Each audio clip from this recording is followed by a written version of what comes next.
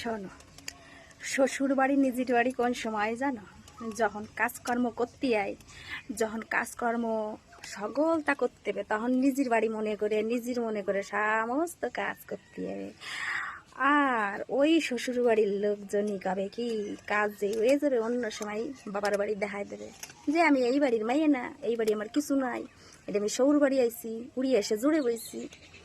তা কই মনিরা, কাজ করার সময় তো নিজের বাড়ি হয়, কাজটা পুরো হয়ে গেলে এমনি শ্বশুর বাড়ি হয়ে যায়।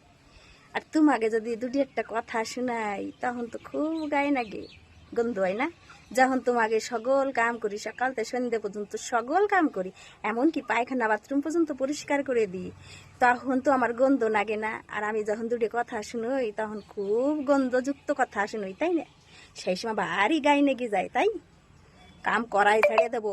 আমার কাম করা খাতি হলি, আমার যদি কাম করতে হয় ওইরকম গন্ধযুক্ত কথা শোনা লাগবে। হ্যাঁ।